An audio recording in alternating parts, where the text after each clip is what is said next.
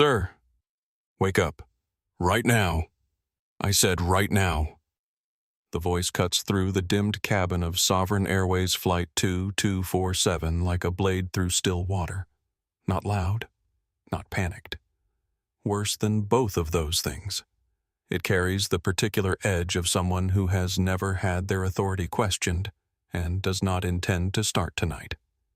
The Boeing 787 sits at Gate 14, JFK, 11:47 p.m. on a Tuesday in March. Outside, a steady rain turns the runway into a mirror of red and white lights blurring and shifting with every gust of wind off the harbor. The kind of rain that makes travelers grateful to be inside. The kind of night that makes sleep feel like mercy. Inside, the first-class cabin glows amber. 12 suites, each one the size of a small apartment. Each one designed to make a certain kind of passenger feel that the world has been arranged specifically for their comfort. The air smells of leather and the faint ghost of champagne poured 20 minutes ago. Soft music moves through the overhead speakers like something underwater. The whole environment has been engineered to say you are safe here. You have arrived. Rest. In Suite 1, a large black man in a charcoal gray hoodie does not move. His head tilts slightly toward the oval window. His breathing is slow, even, deep.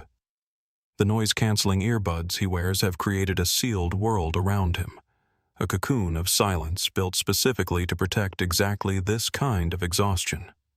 His long legs stretch into the footwell of the suite. One arm rests on the wide leather armrest. The other lies across his lap, open-palmed the way a person's hand falls when they have truly, finally let go. He looks like a man who has not slept in 3 days, because he has not. The charcoal hoodie is old but clean. The jeans are faded at the knees. The white Air Force Ones have a small scuff on the left toe that he has meant to address for months, but has not, because the kind of schedule that produces 3 days without sleep does not leave much room for shoe maintenance. His only bag, a battered leather duffel with a broken zipper pull replaced by a safety pin, sits in the overhead compartment. Inside it, a laptop, a folder of documents, and a voice recording application running on his phone, red dot pulsing quietly. A habit he developed years ago in negotiations where documentation was the difference between winning and losing everything. He fell asleep before the safety demonstration finished. He looks like nothing.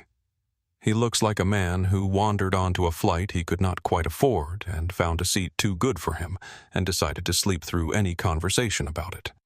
This is what Carolyn Vance sees. She stands at the end of the aisle with her arms just beginning to cross her ash-blonde hair pulled back with the tightness of someone whose appearance is a form of control.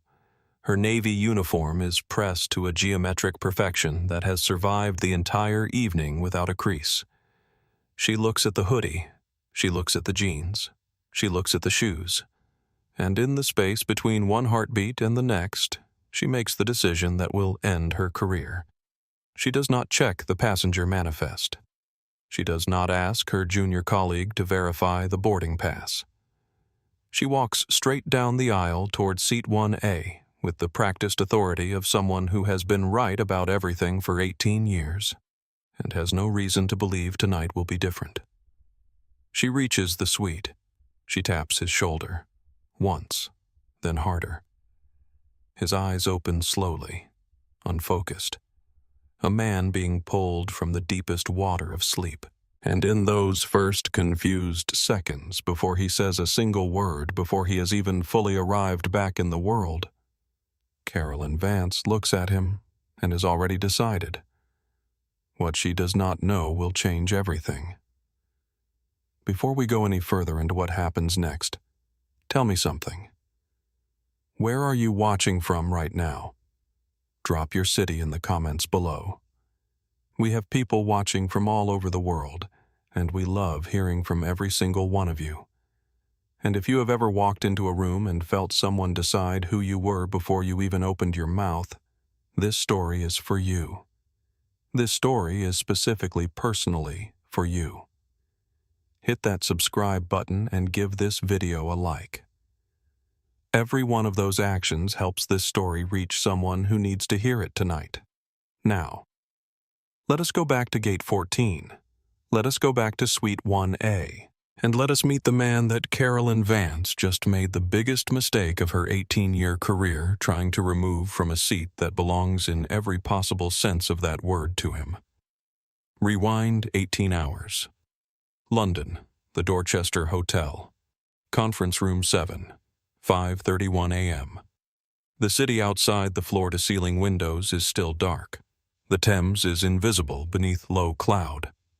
Somewhere below on Park Lane, a single black cab moves through rain that has been falling all night, its headlights cutting two pale lines through the wet. Inside the conference room, 9 lawyers sit around a table covered in documents.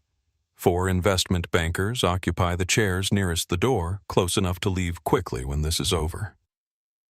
Coffee cups have multiplied over the course of the night. Most of them are cold. A plate of sandwiches brought in at 2 a.m. sits mostly untouched at the far end of the table, the bread curling at the edges. Marcus Damon Webb sits at the head of the table. He is 44 years old. He is wearing the same clothes he wore on the transatlantic flight that brought him here 31 hours ago, a charcoal gray hoodie, dark jeans, white Air Force Ones. His lead counsel, a compact British woman named Patricia Hale, stopped commenting on his appearance after the second day of negotiations. Everyone else stopped earlier. When a man sits across a table from you and dismantles your counter-arguments with the quiet precision of someone who has been preparing for this specific conversation for 18 months, you stop noticing his shoes. The final signature goes down at 5:52 a.m.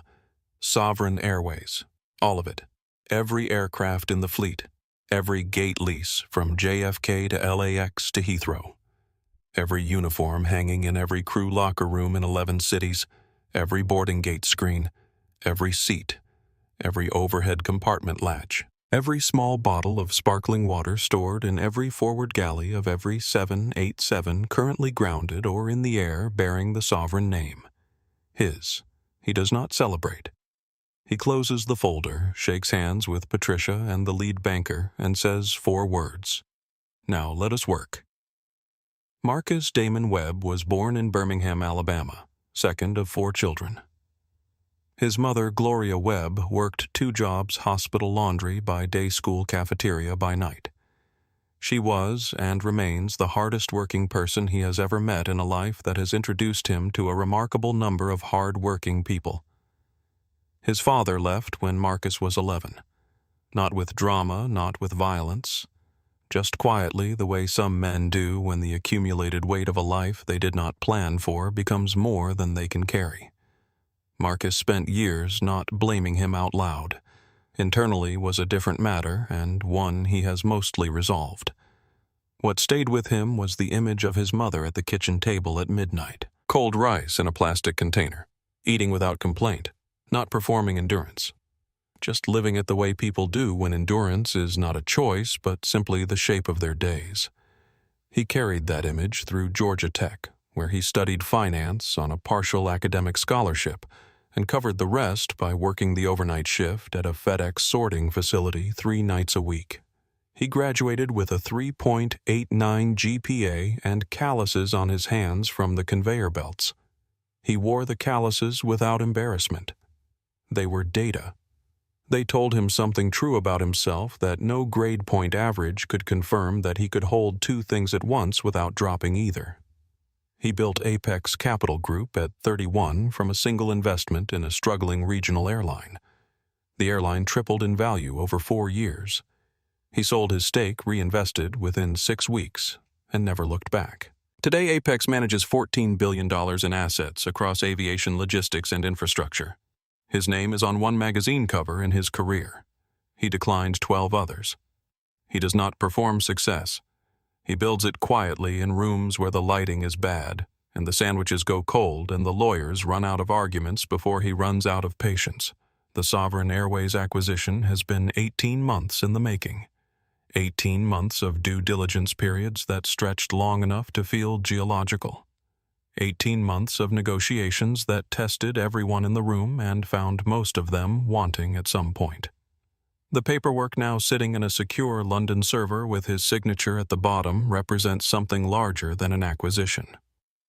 It represents an idea he has been building toward for a long time, that the institutions which shape how people move through the world should be held accountable to the people who move through them. He wants to see this airline the way its passengers see it. Not from a boardroom, not from a VIP lounge, not from the private charter that his team booked for him and that he declined without explanation. From seat 1A, unannounced in the clothes he actually wears on a Tuesday night in March. He called his assistant Tamara Hill from the Dorchester lobby at 8:47 p.m. London time. Tamara has worked with him for 7 years and has developed over that time a remarkable capacity for making things happen on very short notice without editorializing. "Book me a seat on the next commercial Sovereign flight to Chicago," he said. "First class. Full fare. My name." She booked it in 4 minutes. Seat 1A on Flight 2247, departing JFK at midnight. Gold tier status confirmation. Elite member notation. Special access flag on his profile. He landed at JFK at 10:41 p.m. Cleared customs in 11 minutes. Took a cab rather than the car service because the cab felt more honest. Arrived at Gate 14 at 11:23 p.m. and boarded with his battered leather duffel and his boarding pass printed on gold-embossed cardstock and his voice recording application already running red dot pulsing in the corner of his phone screen, because some habits exist for reasons that have never fully gone away. He was asleep before the safety demonstration finished. He looks like a man who wandered onto a flight above his station. He is a man who owns the station. Carolyn Vance has been the head purser of Sovereign Airways First Class for 18 years, and she earned that title the way most things worth having are earned through genuine, sustained, unglamorous work. In her first 5 years, she memorized the dietary preferences of more than 200 frequent flyer members.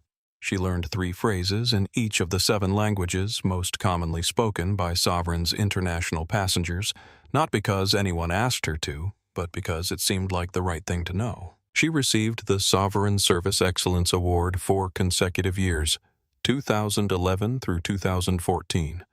The plaques are in her apartment in Queens, arranged on a shelf she dusted last Saturday, as she dusts it every Saturday. She was at one time genuinely excellent at her job. Something happened to that excellence somewhere in the second decade. Not a single moment, not a crisis or a confrontation or a decision she can point to. More like a slow pressure change, the kind that happens so gradually that the instrument measuring it stops registering because it has recalibrated to accept the new normal as the baseline. What changed was this. Carolyn stopped distinguishing between authority and judgment. They had always lived close together in her professional identity, but somewhere along the way they merged, and once they merged they became something different from either one. They became certainty. The absolute unexamined conviction that her read on a situation was not simply her read, but the truth that her assessment of a passenger was not an impression, but a fact that 18 years of experience in these cabins had given her not just knowledge but the right to act on knowledge she had not actually acquired.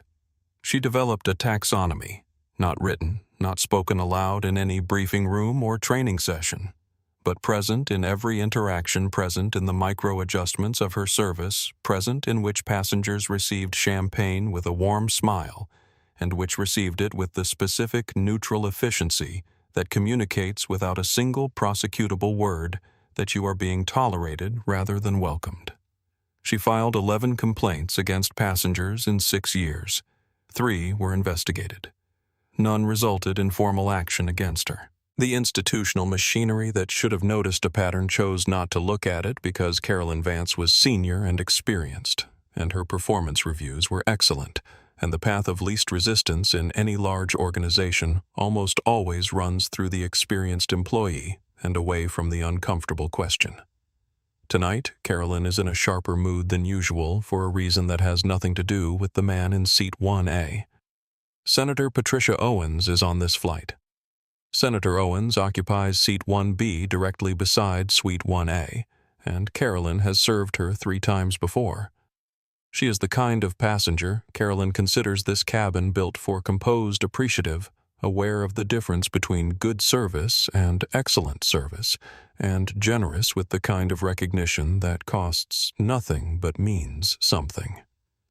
Carolyn has already repolished the champagne flutes twice. She has adjusted the cabin lighting to a precise amber tone that she knows from experience photographs beautifully. She has arranged the senator's welcome amenity with the care of someone setting a table for a dinner they have been anticipating for weeks. She wants this flight to be perfect. When she comes out of the forward galley at 11:44 p.m. and sees the man in Suite 1A, she sees him in the context of everything she has just arranged: the crystal, the amber light, the senator's leather portfolio open on the tray table beside her, and then a large black man, hoodie, faded jeans, worn sneakers, eyes closed, earbuds in, utterly unbothered. The click that happens in Carolyn Vance's mind is not loud. It is not dramatic. It is the quiet, almost imperceptible sound of a decision being made in the space where a question should have been. She does not consider that he scanned at the gate.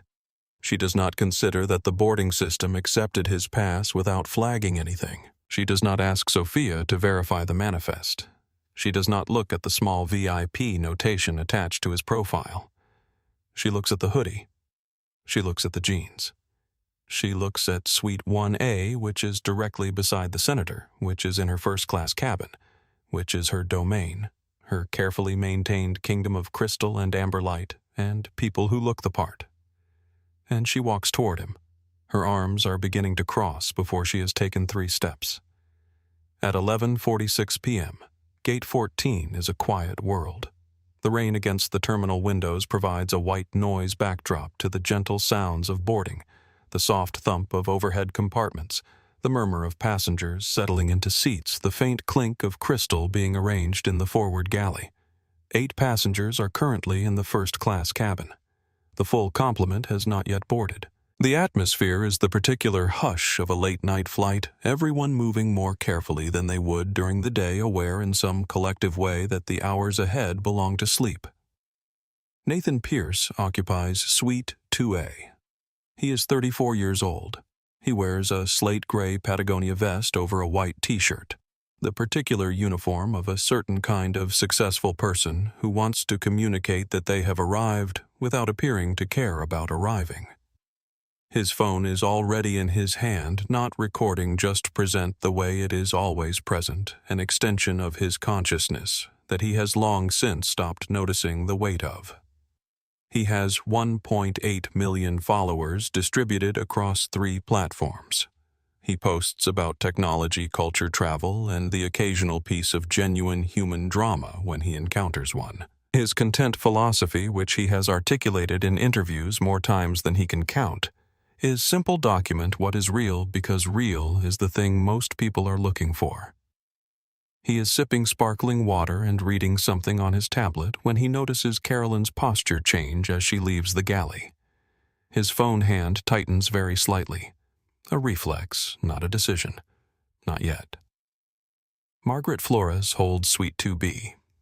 She is 71 years old, retired after 32 years of teaching 7th grade English in Albuquerque, New Mexico, and she is traveling to New York to see her youngest daughter's new apartment for the first time.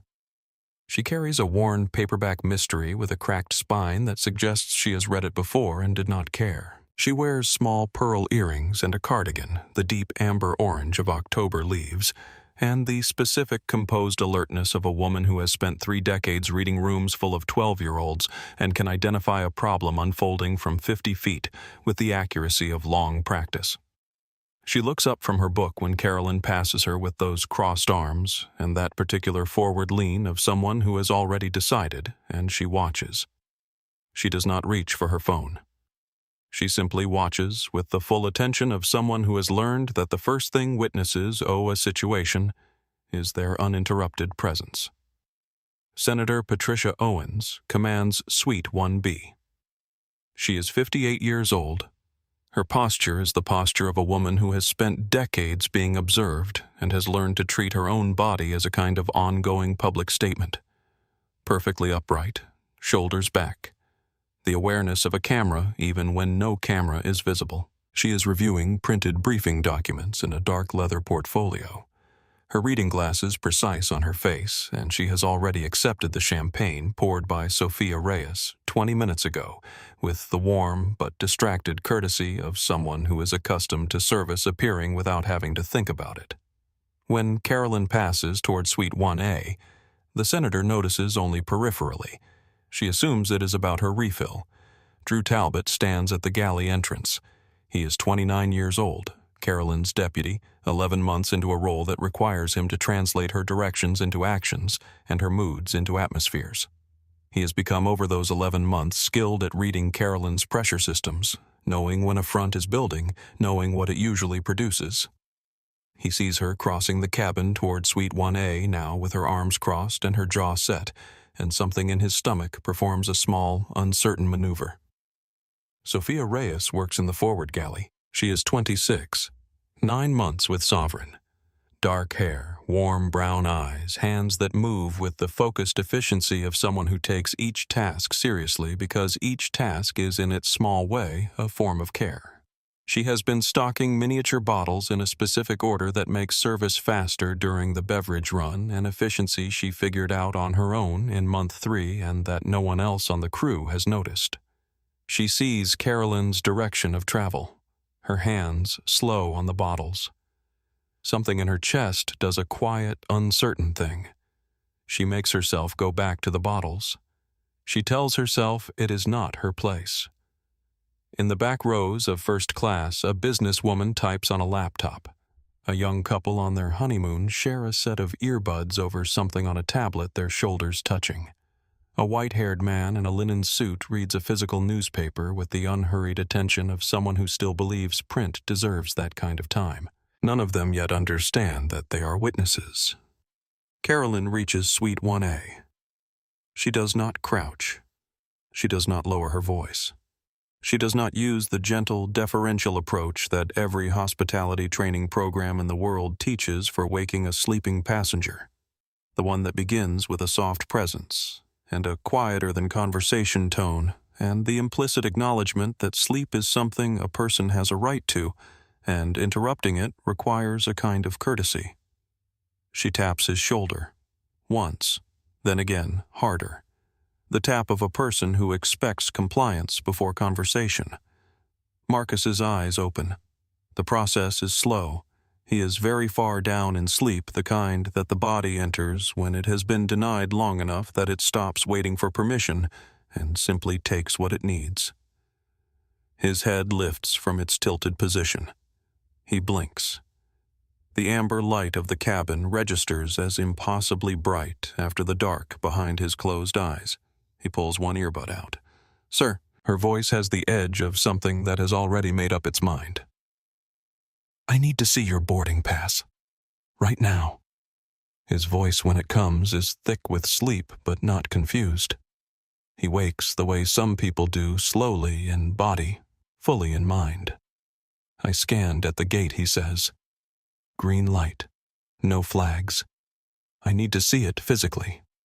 "No, please. No, could you?"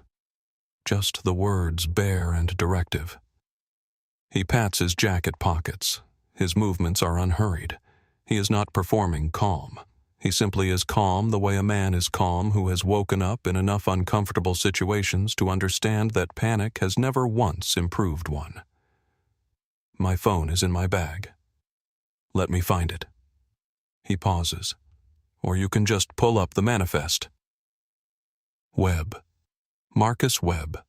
Seat 1. A. It will be there.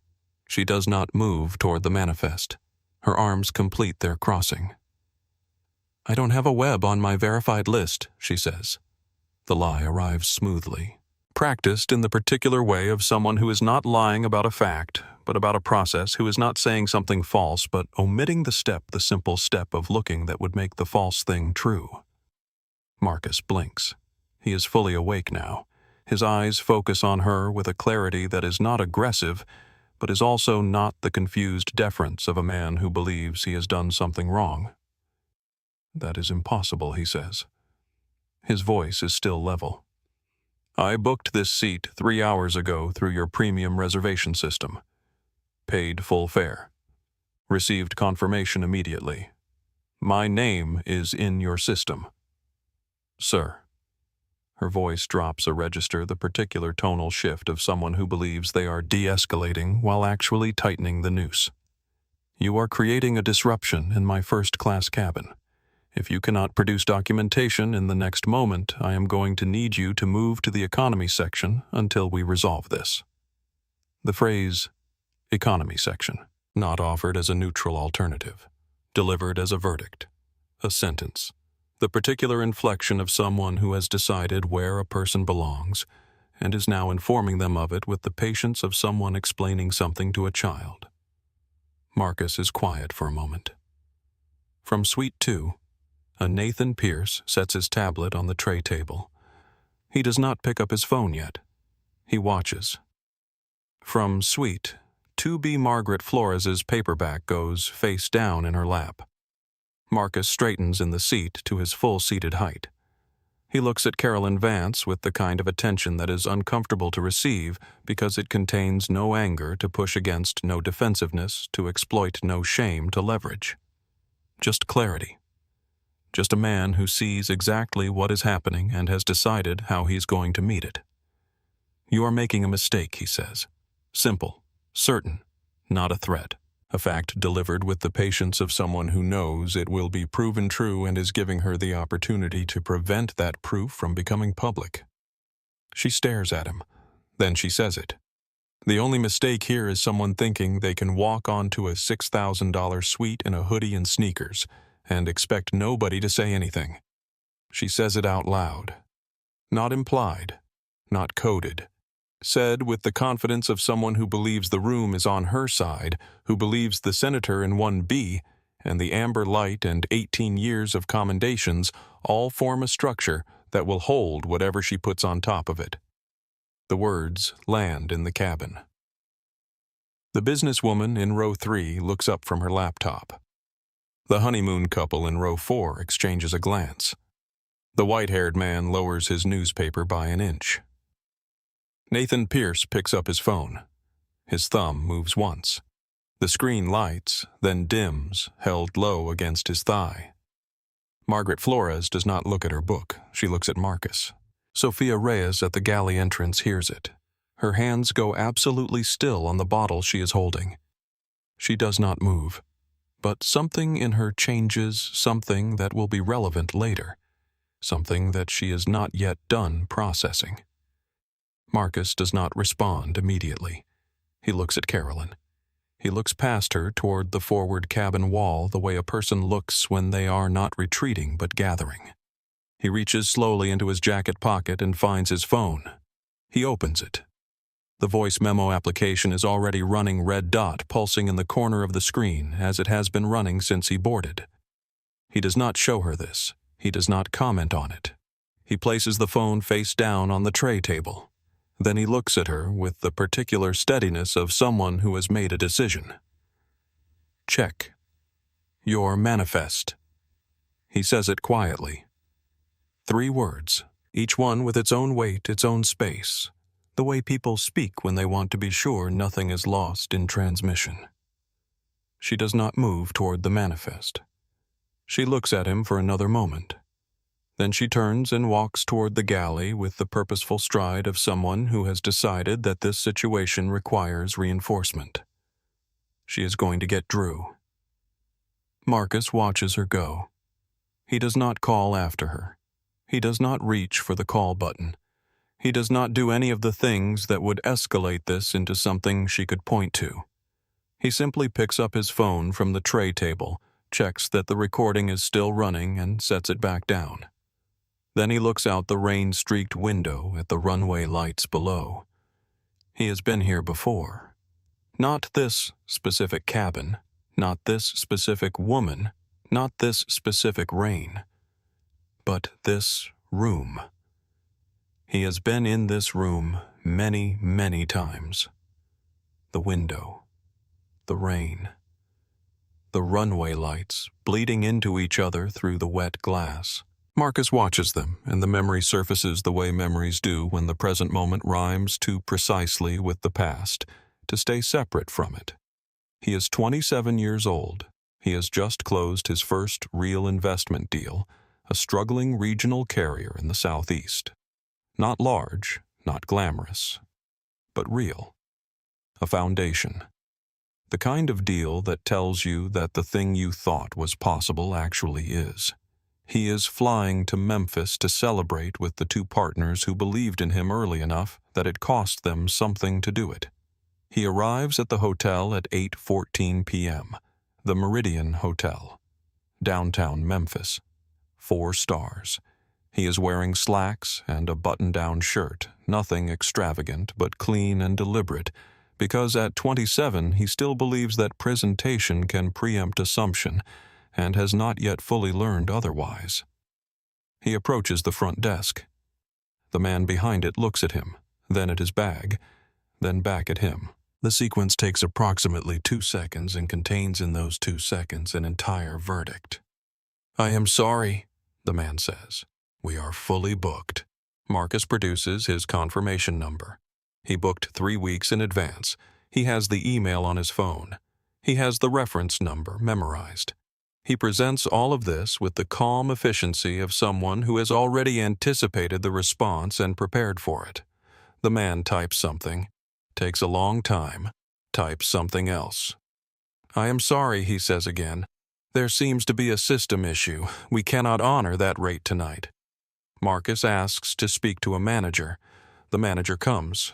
She is younger than the clerk. She looks at Marcus with the same assessment, the same 2-second verdict, the same rearrangement of her expression into something smooth and professional that cannot quite conceal what preceded it. She tells him warmly that she would be happy to help him find an alternative property nearby. He walks out of the lobby. He sits in the rental car in the parking garage for 11 minutes.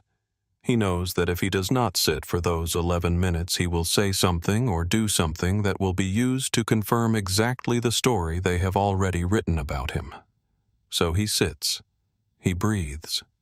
He does the work that no one sees, and no one credits the internal labor of refusing to become the thing someone needs you to be in order to justify their behavior. Then he drives to the Hampton Inn 2 miles away, checks in, gets a room that is clean and adequate and completely without pretension, eats a vending machine sandwich sitting on the edge of the bed, calls his mother. She says, "Baby, those rooms they put you in are never the rooms they keep for people they respect. One day you are going to own the building." He thinks she is speaking metaphorically. He does not sleep that night. He spends the hours until 5 a.m., revising his 5-year business plan on a yellow legal pad, the one he has been carrying in his bag for 3 months, the one that will eventually 9 years and 14 major deals later become the architecture of Apex Capital Group. The memory releases him. He is back in the amber light of Suite 1A on a plane he owns in a cabin where a woman with a silver name tag has just told him he does not look like someone who belongs in a $6,000 suite. He looks at the rain on the window. He thinks about the Hampton Inn, the legal pad, his mother's voice. He thinks about what it means that this is still happening. Not in spite of everything he has built, but alongside it simultaneously in the same world where the paperwork sits in a London server with his name at the bottom. He is still calm. He is always calm. But the recording app is still running and Carolyn Vance is coming back down the aisle with Drew Talbot behind her, and the runway lights blur in the rain outside, and Marcus Webb waits. Carolyn returns with Drew at her shoulder, and a recalibrated strategy visible in her posture, softer in tone, harder in direction, the approach of someone who has decided that the polite version of removal is still removal. "Sir," she says. The word "sir" doing a specific kind of work, formally respectful and subtly diminishing at the same time. I want to get this resolved for you as quickly and smoothly as possible. Our system is showing a discrepancy that we need to sort out. If you come with me to the rear of the aircraft, we can check everything there and get it straightened out without any further disruption to the other passengers. The rear of the aircraft. Economy.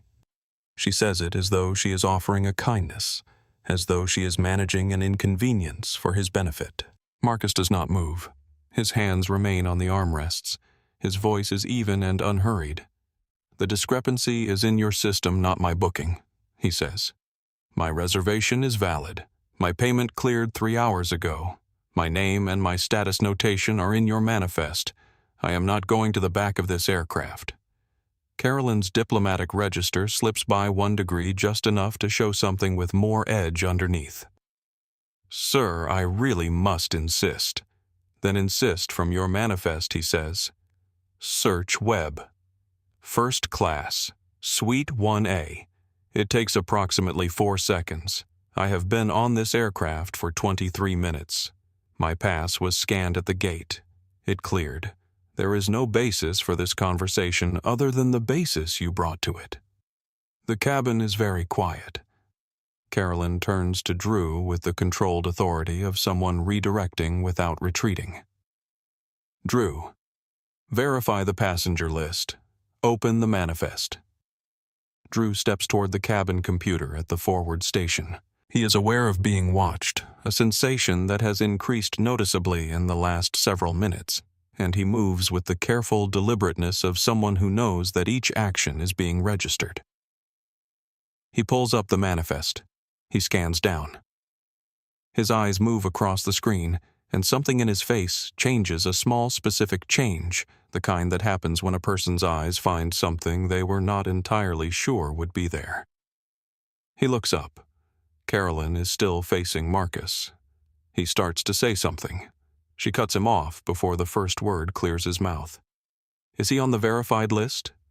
Drew's eyes go from the screen to Carolyn's back, to Marcus, to the screen again. The manifest he starts.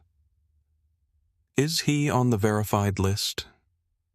The word verified, doing what it is designed to do, imply that the manifest is not the authority, that there is a higher standard, that appearing in the official record of the flight is not sufficient evidence of belonging. Drew closes his mouth. He looks at the screen again. There is a notation here, he says slowly and carefully. A special flag on the profile. It needs to be confirmed with the gate. Carolyn says, already turning back to Marcus, already acting on a conclusion she made before any of this conversation began. Which means you need to leave the aircraft while we confirm. She says it with the specific finality of someone who believes the conversation is over. From the galley entrance, Sophia Reyes takes 1 step forward. She stops. Her voice comes out smaller than she intended, but it comes out. The gate agent already scanned his pass, she says. It cleared the system. There were no flags. Carolyn does not turn around. Her voice drops to the temperature of a midwinter morning. Sophia, I need you to finish galley prep. Sophia holds her position for 1 moment. Then she takes a half step backward, but does not go into the galley. She stands at the entrance, visible, present, making herself a witness. In Suite 2. A Nathan Pierce has his phone recording. The angle is low, just above the tray table edge. The screen tilted so the lens catches the aisle and the figures in it. He is not live yet. He is capturing. His caption field is open and he is typing slowly, 1 thumb. Something is happening on this flight. If you are here, stay with me. Viewers 0. But the footage is running. In Suite 2B, Margaret Flores has closed her book. She is leaning forward by 1 precise inch, enough to improve her sightline without rising from her seat. She holds the book in both hands the way she holds things when she is steadying herself. Marcus speaks. What is your name? Carolyn blinks. C. Vance. Head purser. He says her name. Carolyn. With the quiet precision of someone choosing a tool. I'm going to ask you one more time to pull up my reservation, look at the notation on my profile, and then take a moment to think carefully about what you decide to do next. He pauses. Because I want you to have the opportunity to make a different choice before this situation becomes something neither of us can reverse. The offer is genuine. It is also in its precision devastating because it makes absolutely clear that he knows exactly where this is going if she does not take it. She stares at him. The offer hangs in the air above the amber light and the leather and the cold champagne and the rain on the windows. She does not take it. From Suite 1B Senator Patricia Owens looks up from her briefing portfolio. Is there a problem? Her tone manages to convey that problems in her vicinity are by definition problems that should not exist. Carolyn turns toward the senator with a warmth that is as instantaneous as it is total. Just a small seating discrepancy. Senator, it won't affect your flight at all. She glances back at Marcus. But I do need this passenger to cooperate with our verification process. The word passenger in that sentence carries a weight it is not supposed to carry. It makes him a category rather than a person, an item being processed rather than a human being with a name she has just used. Senator Owens looks across at Marcus. Their eyes meet for 1 second. He holds her gaze steadily. She looks away first, back to her briefing portfolio, her face arranging itself into the careful neutrality of someone who has decided not to decide. Marcus looks back at Carolyn. You have made your choice, he says. That is all right. He picks up his phone from the tray table. He dials a number. It rings twice. Tamara Hill answers on the second ring. She has been working with Marcus for 7 years.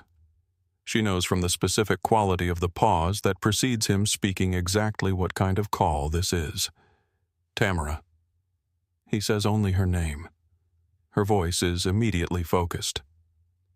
I see the flight status. Recording application. Already running, he says. Stand by.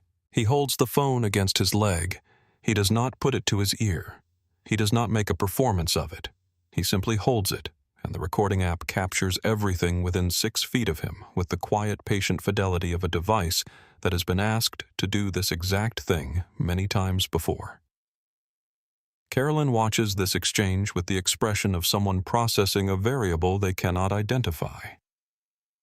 The call bothers her.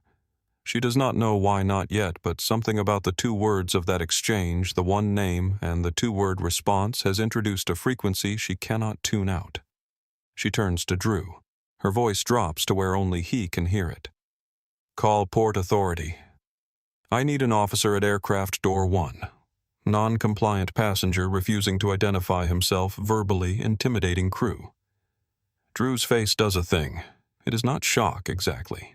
It is the look of someone standing at an intersection watching a car run a red light. Someone who can see what is about to happen and cannot stop it, and knows that their inability to stop it is itself a choice.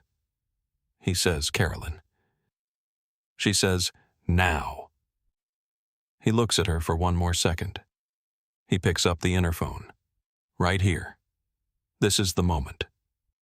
A flight attendant is about to call law enforcement on a paying passenger who has done absolutely nothing wrong, a man who has been calm-seated, reasonable, and cooperative, a man who asked 4 times to have his name checked in a system that would have resolved everything in 4 seconds, and no one in that cabin is stopping it.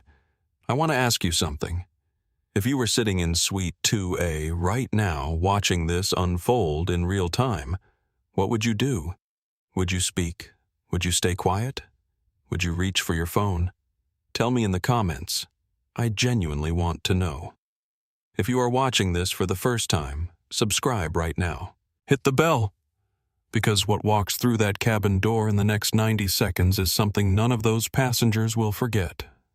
Now, back to gate 14. Drew reaches for the interphone. Sophia steps out of the galley. She does it without a speech prepared, without a plan. She steps out because something in her chest has reached a threshold that she cannot talk herself back below, and the only direction available is forward. Her voice is not loud. It does not fill the cabin. But it is clear. I need to say something. Carolyn turns. Her expression is the expression of someone who cannot believe they are being interrupted during the execution of a management decision by a junior employee with 9 months of experience. It contains in its stillness an entire speech about hierarchy and timing and the appropriate moment for junior staff to offer input, which moment is not this one. Sophia, the name delivered like punctuation. Sophia does not back down, not fully. Her hands at her sides are not entirely steady, a tremor visible at the fingertips if you are close enough to see it. But her voice holds. I was at the boarding door tonight, she says. I scanned the passes as passengers came through. His was valid. The system confirmed it. Green light. No holds, no flags, no alerts of any kind. If there is a discrepancy in the manifest, it is a technical error on our end. Not a problem with his booking. Carolyn is very still. I am not suggesting we ignore a system issue. Sophia continues, and her voice gains something as she commits to the sentence, gains the specific quality of someone who has realized that they have already paid the price of speaking and may as well spend it fully. I am suggesting we check the system properly before we contact law enforcement about a passenger who has produced valid identification and whose name appears in our records. From Suite 2, a Nathan Pierce tilts his phone by 1 degree. His viewer count is 47. He has gone live in the last 30 seconds quietly without announcing it. From Suite 2B, Margaret Flores allows herself a small exhale. Something has shifted. Not everything.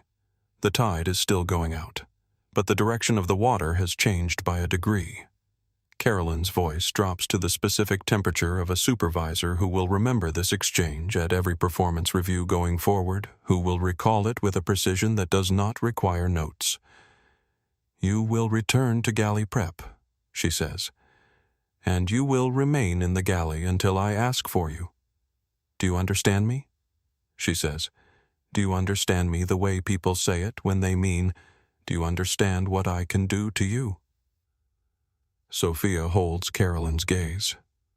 2 full seconds. In those 2 seconds, she does the arithmetic that everyone in her position eventually has to do what it costs to speak versus what it costs not to. She has 9 months in this job. She has a junior purser certification she has been working toward for 6 of those 9 months. She has a supervisor who has just explicitly threatened her continued employment with the phrase, remain in the galley. She takes a half step backward. She does not go all the way into the galley. She stands at the entrance, visible, present, not retreating and not advancing. A person making the specific, costly, unremarked choice to remain a witness when removal would have been easier. Marcus in Suite 1A sees it. He does not look at her directly. He does not nod or acknowledge, but he sees it, and the seeing of it goes somewhere internal into the specific category of things he will not forget. Drew makes the call.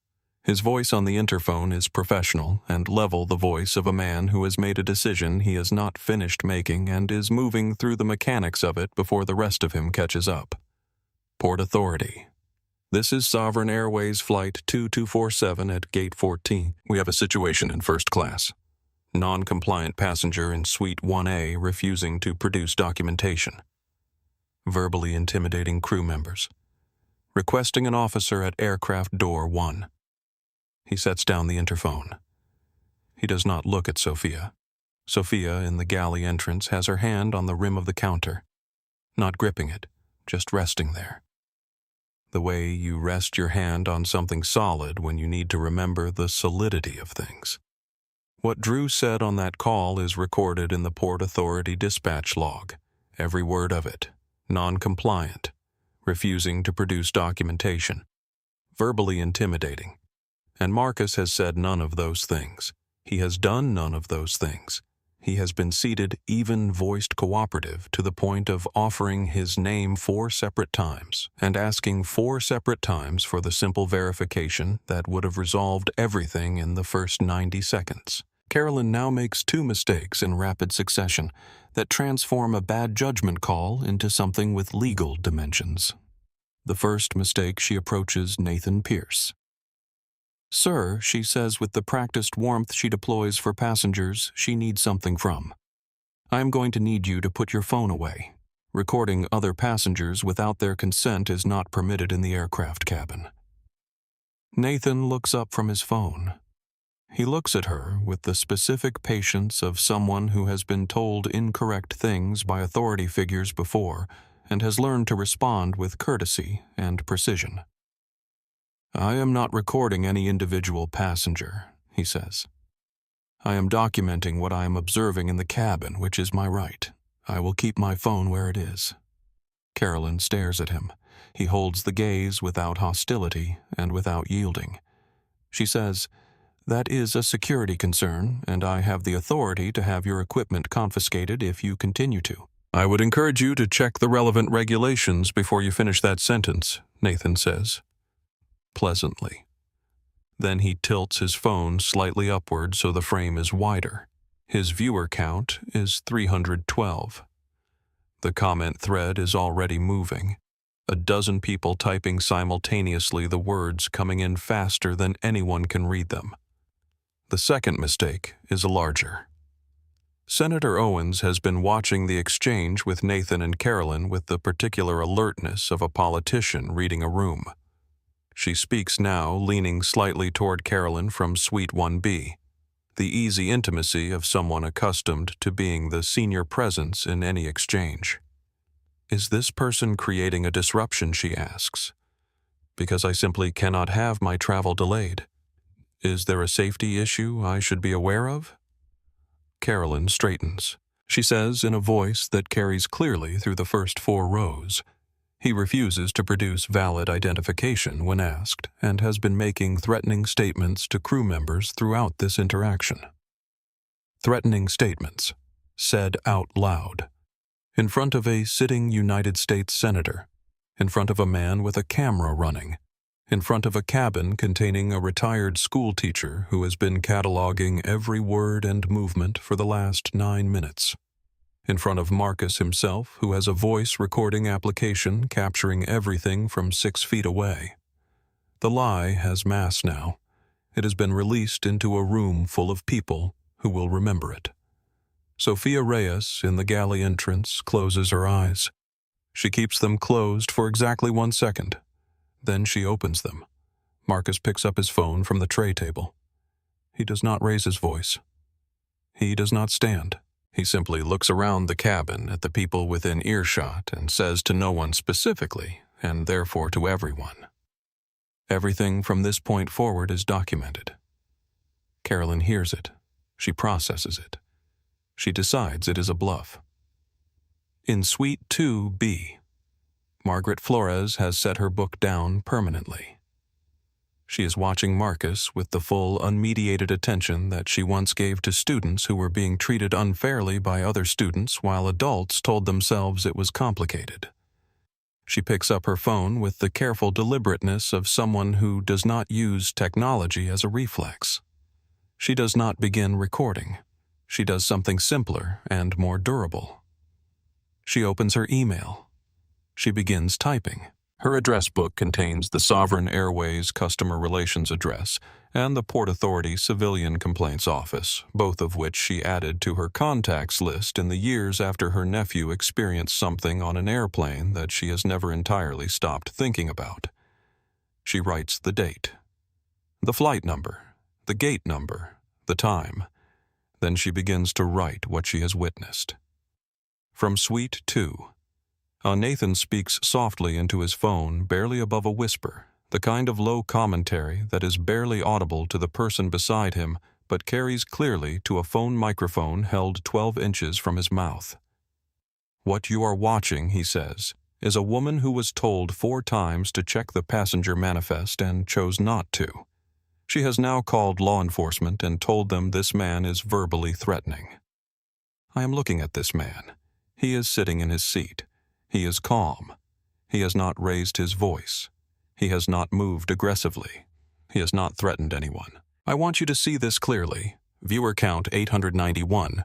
Comment thread, is this real? This cannot be real. Someone help him. He's just sitting there. Why isn't anyone stopping this? Drew Talbot stands in the galley with his hands flat on the counter. He is doing the specific internal work of a person who has made a choice they cannot entirely stand behind and cannot quite undo. He looks at Sophia. She looks back at him. In that exchange, in the 4 seconds of it, everything that is true about both of them is visible, though neither says a word. The sound of footsteps on the jet bridge begins. Heavy, deliberate, coming fast. Carolyn Vance stands at aircraft door 1 with one hand braced against the doorframe, her back to the cabin and the jet bridge extending around her like a tunnel of blue institutional carpet and fluorescent light. She is speaking to the Port Authority dispatcher with the calm authority of someone delivering a factual report. First-class cabin, she says. Suite 1A. Male passenger approximately 40 to 45 years old, African-American, large build. Refusing to produce documentation when requested by crew. Non-compliant with repeated crew instructions. Has made verbally threatening statements to multiple crew members during this interaction. I believe he may have used fraudulent documents to board. Fraudulent documents. She says it with the certainty of a person who has decided that her belief in something is the same as its truth. In the galley, Drew hears the word fraudulent. He is standing 4 feet from the interphone, close enough that the word reaches him clearly. His face does a specific thing. Not surprise, because some part of him has been watching this build. Something closer to the expression of a person watching a structure they helped construct develop cracks that they knew were possible and hoped would not show. He looks at Sophia. She is staring at the galley counter with her jaw set. She says without looking up, "She just told them fraudulent." He says nothing. She says, "Drew, you saw his name. You saw the VIP flag on his profile." He still says nothing. She says, "That flag was clear. You know what it means." He picks up a bottle from the counter and turns away. Not aggressively, just away. In the cabin, Nathan's phone is aimed at the boarding door frame, wide capturing Carolyn's silhouette and the rectangle of jet bridge light behind her. His viewer count is 400. He is not commenting now. He is simply recording. The silence is its own kind of testimony. From Suite 2B, Margaret Flores is still writing her email. She has added 3 new paragraphs in the last 7 minutes, each one precise and specific, each one grounded in what she directly observed rather than what she inferred. The word fraudulent, which she can hear from where she sits, receives its own sentence. Marcus in Suite 1. A has heard it too. He looks at the seat back in front of him. His expression does not change. The change happened internally somewhere behind the calm, where it joins everything else he has stored in that place over the course of a life that has required him to store a great deal. Carolyn ends the call. She straightens. She turns back toward the cabin with the posture of someone who has resolved a problem. She walks to Suite 1A. "The officer will be here shortly," she says. "In the meantime, I am giving you one final opportunity to come to the rear of the aircraft voluntarily. If you cooperate now, this will go much better for you. For you." The phrase carrying the specific weight of someone who believes they still hold all the relevant cards and is being generous in the dispensing of them. Marcus looks up at her. For a long moment he simply looks at her with the full, unhurried attention that he has given her throughout this entire encounter, the attention that does not contain the anger she has been trying to provoke because he has not felt anger, not exactly, not in the way she expects or needs. He smiles. It is a small smile, controlled, not warm and not mocking. the specific smile of a man who knows something the other person does not know yet, and understands that knowing it does not require performance. "I will be right here," he says. "In my seat." She blinks. He closes his eyes. The recording app pulses. Carolyn turns away. There is something in the smile that has gotten under her skin in a way she cannot fully identify, an unease that she pushes down under the reassurance of 18 years and a badge, and an officer who is currently walking through the terminal toward Gate 14. In Suite 2, A. Nathan speaks so softly he is barely audible to himself. He smiled at her. He just smiled. If you can see this clearly, you understand what that smile means. That is not the smile of someone who is afraid of what is coming. That is the smile of someone who is waiting for the rest of the room to catch up. Viewer count 5,800. The comment thread has found a rhythm waiting. We are all waiting. The sound of footsteps on the jet bridge starts at a distance and grows. Officer Ray Gutierrez has been working Port Authority for 22 years.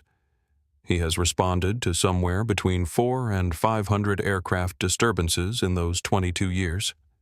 He has developed over the course of that particular education a set of instincts that are distinct from the official protocols that exist slightly ahead of the protocols informing them before the procedures begin. The first of those instincts is scan the room before you scan the individual. He boards through aircraft door 1 with his partner, Officer Teresa Walsh, and he does exactly this. His eyes move across the first-class cabin in a single sweep. What he sees, a quiet space, amber-lit, no signs of physical disturbance, no raised voices, no damaged property, no passenger in distress.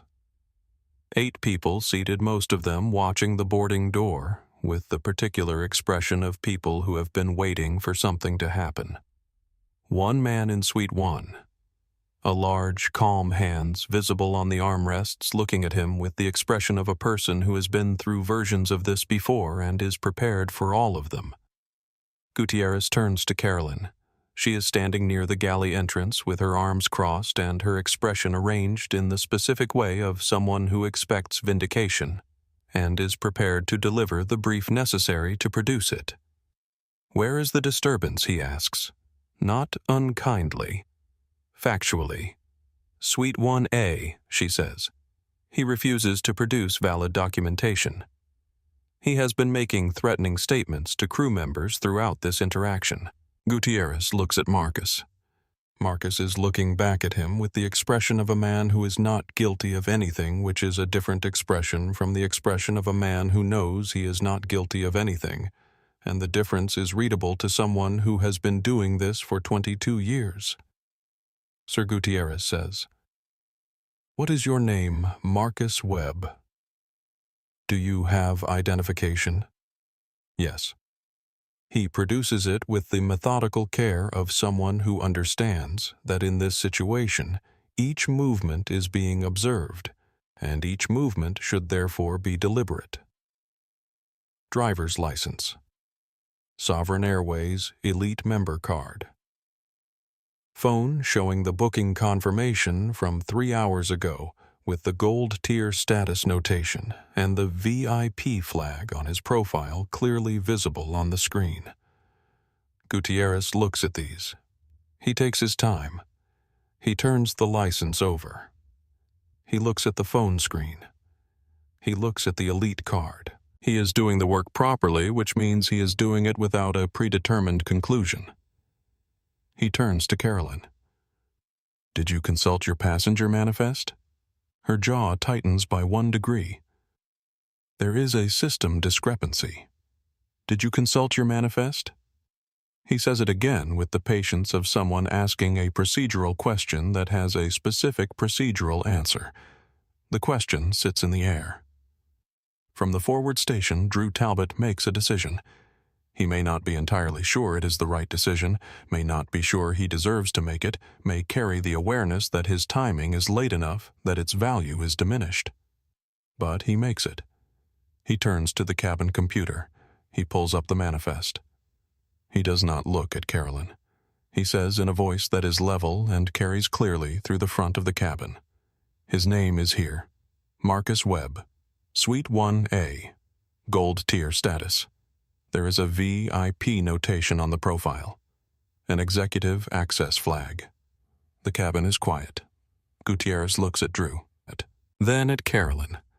Her expression is doing something she is not entirely in control of. She looks at Drew with the expression reserved for betrayals committed by people you trained. Sophia steps out of the galley entrance. She stands in the aisle. Her voice is steady. He has been in that seat since boarding. He did not raise his voice. He did not threaten anyone. I was at the boarding door when he boarded. His pass was valid. Everything I am telling you I will put in writing. She looks at Gutierrez directly when she says the last sentence. Not at Carolyn. Not at Marcus. At the officer, because the officer is the person who needs to know. Gutierrez looks from Drew to Sophia to Marcus to Carolyn.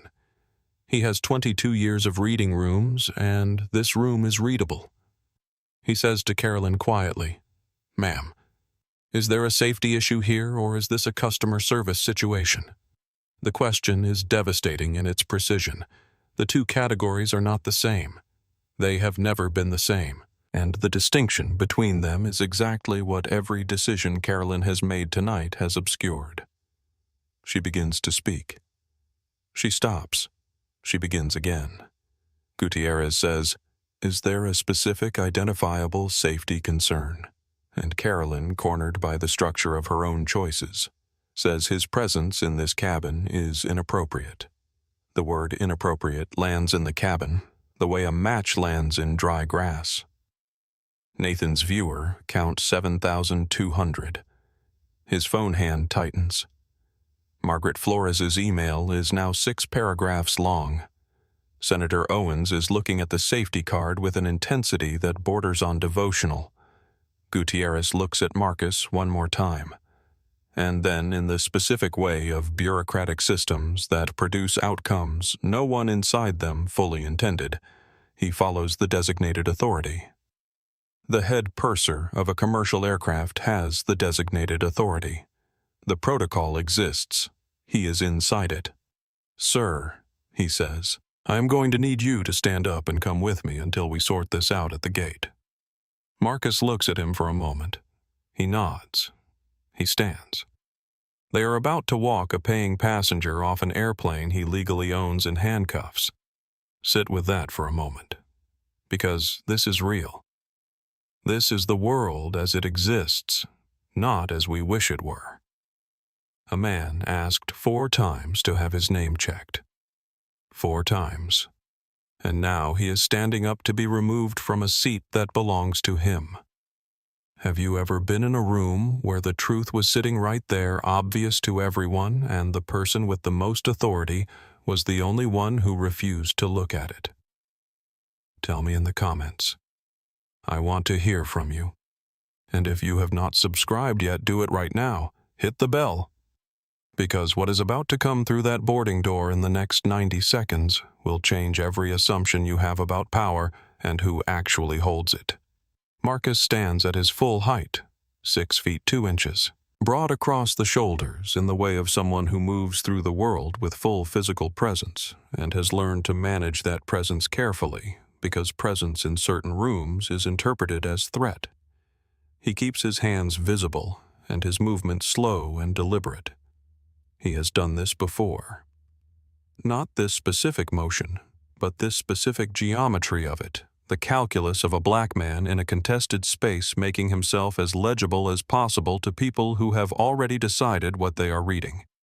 Officer Walsh steps forward. "Hands behind your back, sir." Marcus says, "Am I under arrest?" Gutierrez detained. For questioning. Until the documentation situation is clarified. Marcus, I have provided documentation. My name is in the manifest with a VIP flag. My officer has confirmed this. My driver's license and member card have been inspected. What specific piece of the documentation situation remains open, Gutierrez, with the specific patience of a man who does not enjoy what he is doing but cannot fully articulate a way around it. "Sir, please cooperate with us."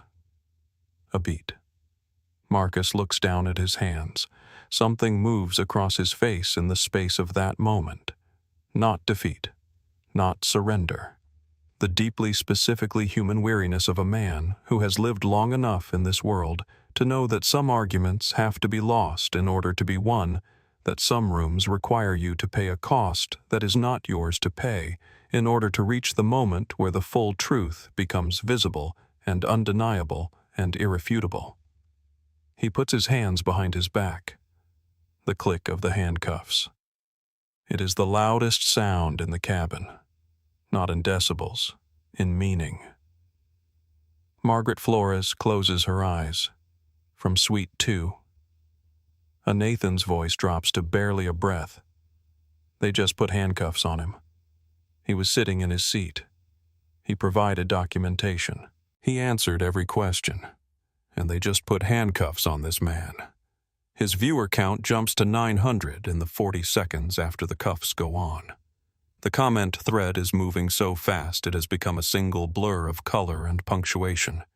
He reads none of it. He keeps the phone steady. Senator Owens has not moved, not spoken, not looked at anything other than the seat pocket in front of her since the word inappropriate hung in the air. She has become very small in a very large seat. Drew Talbot is standing in the galley. His hands are flat on the counter. He is looking at his own hands as though they belong to someone he is just meeting. He thinks about the word he used on the Port Authority call. Non-compliant. Verbally intimidating. He has known since the moment he said it that those words are on a dispatch log. He has known since the moment Gutierrez asked to see the manifest, and Drew could no longer pretend exactly what those words cost. He is still holding that cost without knowing how to set it down. Sophia Reyes walks out of the galley. She does not run. She does not shout. She does not reach for anyone or try to physically intervene. She walks out with the measured step of someone who has finished the internal argument and has arrived at the only position she can hold. She walks to the center of the first-class cabin. She stands in the aisle. Between Marcus, who is standing with his hands cuffed behind his back, and the boarding door. She looks at Carolyn. "This is wrong," she says. Her voice shakes on the first word. She says it anyway. "This is wrong, and I am going to make sure it is documented. Carolyn Sophia, you are finished for this flight. Collect your things." Sophia, "I know what his boarding pass showed when he came through the door. I know what the manifest says. I know what you told Port Authority, and I know that none of those three things are consistent with each other." She turns to Gutierrez. She does not raise her voice. "I am Sophia Reyes," she says. 9 months with Sovereign Airways. I was at the boarding door for Flight 2247. His pass was valid. Green light, no holds, no flags. Whatever you were told about verbally threatening behavior is not what I witnessed in this cabin tonight. She says it simply. She says it to the person who needs to hear it. She says it in a voice that is still shaking and says it anyway, which is the only form of courage that actually counts. Officer Gutierrez looks at her. He looks at Marcus. He looks at Carolyn. And then Drew Talbot in the galley entrance in the specific slow way of someone whose conscience has finally moved faster than their fear says, "She is right." Carolyn turns to him with the expression reserved for something unimaginable. Drew says, "She is right." I pulled up the manifest. I saw his name. I saw the notation. I should have said something earlier. I am saying it now. The cabin goes quiet in a specific way. Not the absence of sound, but the presence of weight. Nathan's viewer count 11,400. And then Margaret Flores stands up. She is 71 years old. She moves with the deliberateness of someone who makes each physical decision with full awareness. She carries her paperback in one hand and her phone in the other, and she walks into the aisle and places herself beside Sophia. She looks at Officer Gutierrez. She says, "I have been a passenger on this aircraft for 38 minutes. I have observed the entirety of what has occurred in this cabin tonight. I want you to know, officer, that when your department reviews the cabin footage and when the airline reviews the statements made about threatening behavior, I am available to provide a full eyewitness account to the contrary. My name is Margaret Flores. I am a retired school teacher from Albuquerque. I have excellent recall, and I have already begun documenting what I observed in writing." She says it without drama, without performance, with the specific authority of a woman who spent 32 years ensuring that accounts of events were accurate and complete, and that the people responsible for things were identified correctly. Officer Gutierrez is looking at the three people standing in the aisle. Sophia, trembling slightly but present. Margaret, still and clear-eyed. Marcus, hands cuffed behind his back, looking at none of them but aware of all of them. He is about to speak. Then the sound starts. From the jet bridge. Not the measured footsteps of someone arriving on schedule. The distinct, unmistakable sound of someone running. Flat out. The sound of someone who has just learned that something terrible is happening and does not have the luxury of composure in their approach. Captain Diana Marsh is 48 years old. She has been chief pilot of Sovereign Airways for 6 years and chief pilot of aircraft generally for 19. And in those 19 years, she has responded to a great many unexpected situations in a great many unexpected places. She has never run to one before. She is in the crew briefing room at 11:53 p.m. when the first notification arrives. Priority 1. Red border. Sovereign corporate operations. Subject line, ownership transfer. Immediate crew action required.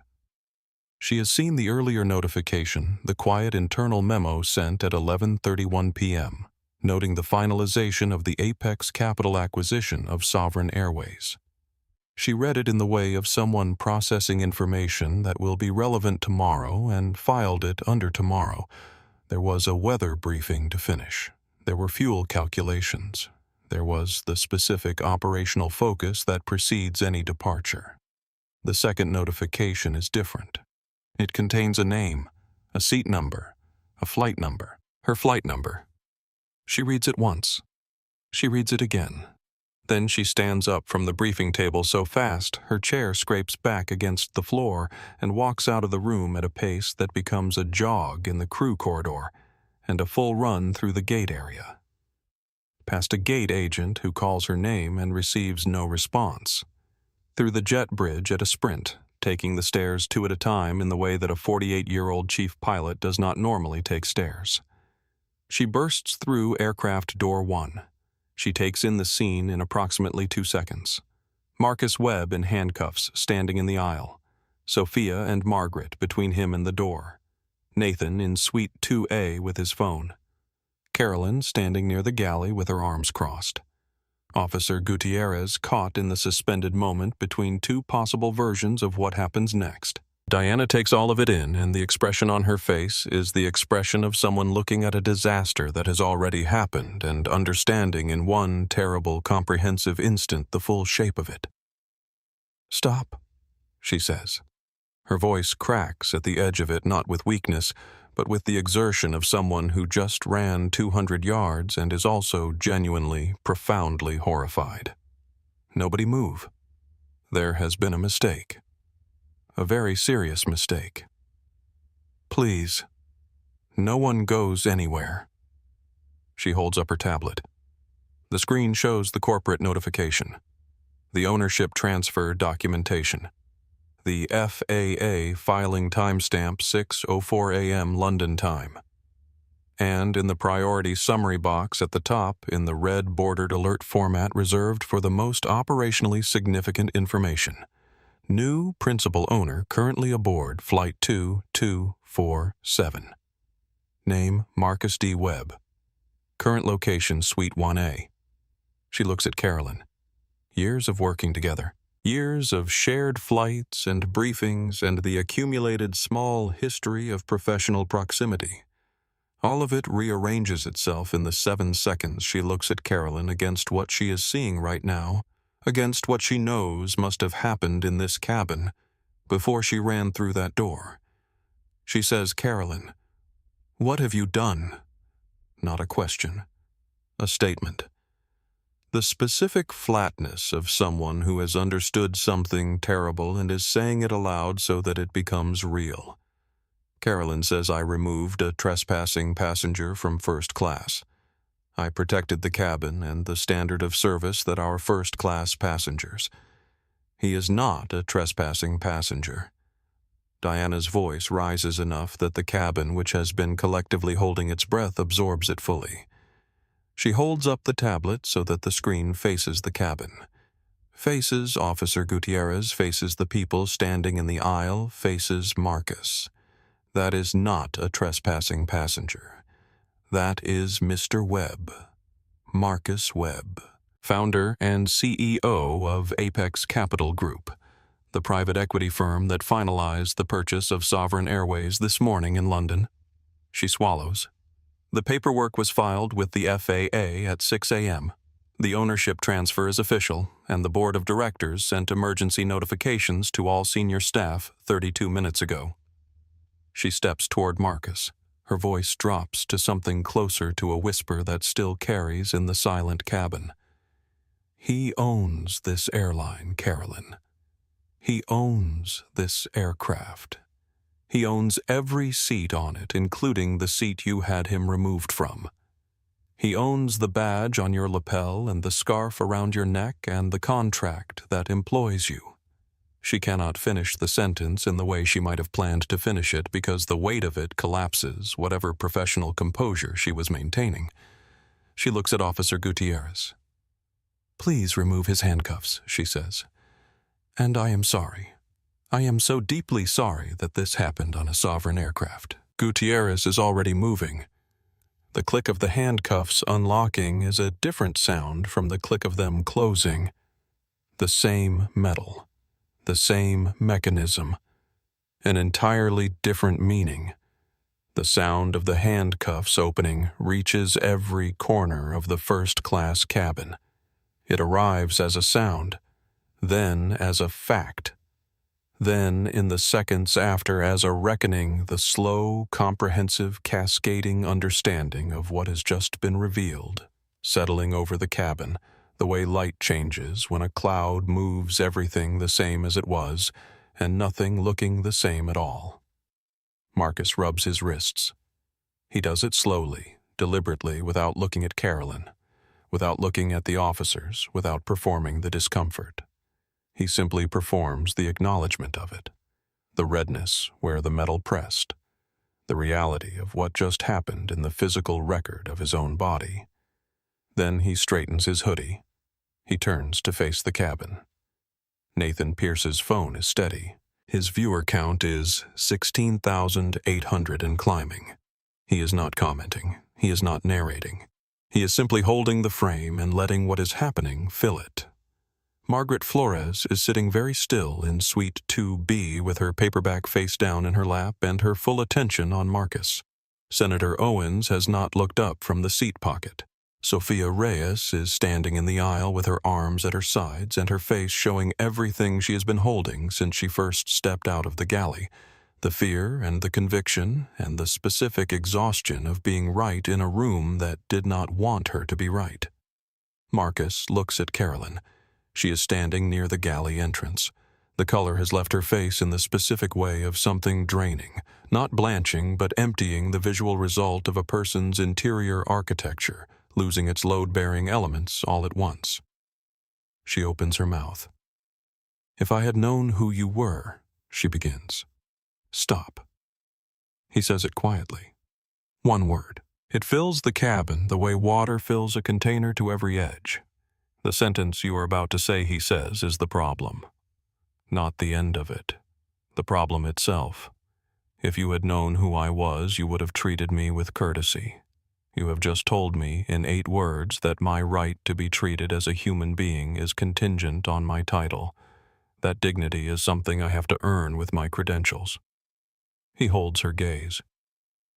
I walked onto this aircraft in the same clothes I wear when I am not trying to be anything for anyone. I asked you 4 times to check a record that would have resolved this in under a minute. What I received instead was a lie told to federal law enforcement. He pauses. You said I was verbally threatening. He says it precisely without heat. That word is in a Port Authority dispatch log. It is on camera, and it has been on my phone since the moment I placed it on the tray table. He reaches into his hoodie pocket. He holds up the phone. The voice memo application is visible on the screen. The waveform of recorded audio still displayed a complete and continuous record from the moment Carolyn first approached Suite 1A. Every word of this interaction, he says, is on this recording. The cabin absorbs this. Carolyn stares at the phone, then at Marcus, then at the phone again. From Suite 2A, Nathan says into his camera quietly the commentary of someone who cannot stop himself even as he knows that what he is witnessing is larger than commentary. He has been recording the whole thing. From the beginning. All of it. Viewer count 19,400. Senator Owens has closed her eyes. Diana Marsh says, Mr. Webb, on behalf of Sovereign Airways and its leadership, I want to express. Marcus looks at her gently. Diana, you ran through a terminal to get here. You are not responsible for what happened in this cabin. He says it clearly and without ambiguity because she needs to hear it and he means it. He turns back to Carolyn. This is what I want you to understand, he says. The version of tonight where none of this happened was available to you. It was available after the first tap on my shoulder if you had said, let me check our records. It was available after the second tap, after the third tap, after every one of the 4 times I said, check the manifest. It was available when Sophia told you the pass was valid. When Drew confirmed my notation. When Margaret and Sophia stood in that aisle together. He lets that land. At each of those moments, he says a different version of tonight was still possible. You chose not to take any of them. And then you lied. Carolyn's mouth is open. No words are coming out. This is not the absence of words.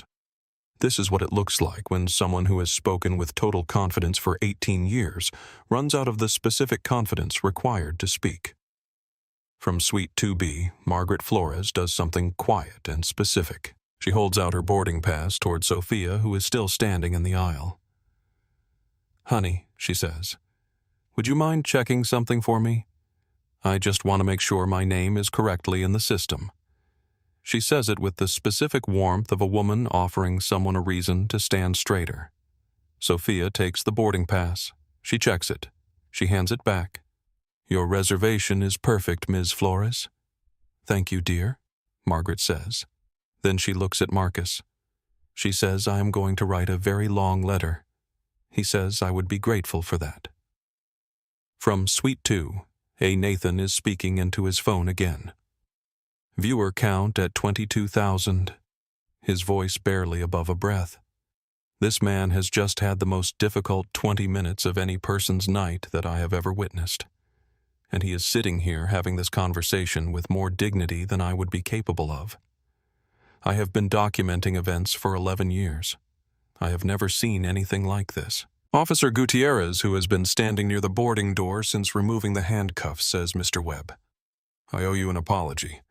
I responded to a call that gave me specific information and I followed protocol without.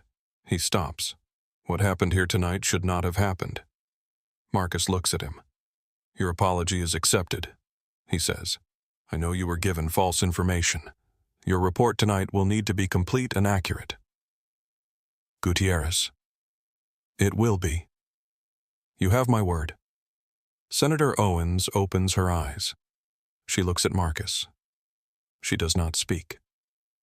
But she looks at him with an expression that is not entirely composed, an expression that contains something more than political calculation, something closer to the look of a person confronting a version of themselves that they have been trying not to see. Marcus meets her gaze. He holds it for one measured moment. He does not smile. He does not accuse. He simply lets her see that he sees her. Then he turns back to Diana. I need a full cabin incident report filed with Corporate Operations Legal and HR simultaneously, he says. I need the audio from my recording transmitted to Sovereign's legal team tonight, and I need to speak with you about the crew changes required before this aircraft departs. Diana. Yes, sir. All of it. He says, we are going to make this flight on time. She says, understood. He looks around the cabin. At Nathan, who has lowered his phone to half-mast, no longer pointing but still running.